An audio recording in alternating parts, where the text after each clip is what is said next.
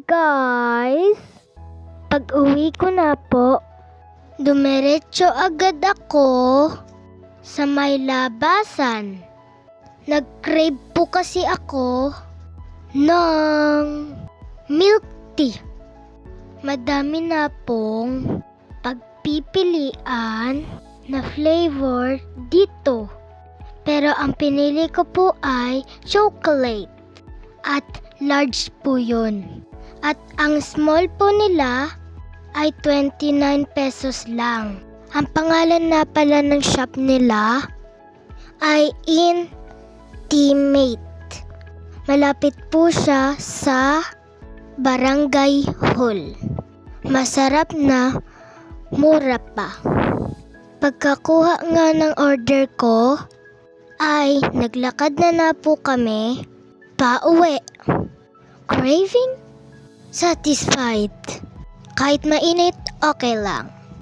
At saka nakaraan ko pa tong gusto. Hindi pa nga po ako nakapagpalit ng damit. Kasi gustong gusto ko na talagang bumili.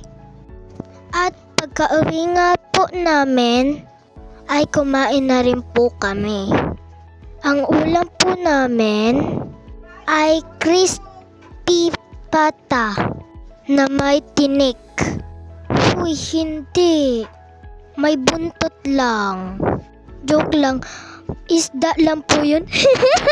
Tapos may sausawan po kaming kamatis. Heaven. Tapos kita nyo ba guys?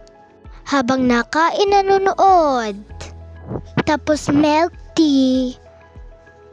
Ang pinapanood ko na pala ay comedy old movies.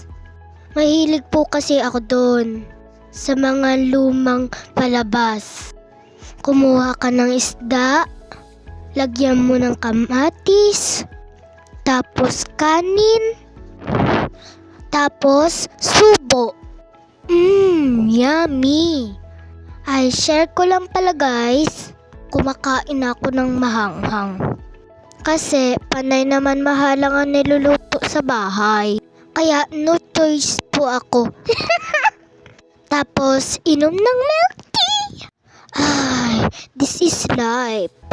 Inggit kayo guys, pili na kayo. Mura lang to. 39 pesos lang to guys. O siya, dyan muna kayo. At ako'y kakain pa dito. Tapos inom ng milk tea. Bye bye, love you. Mwah!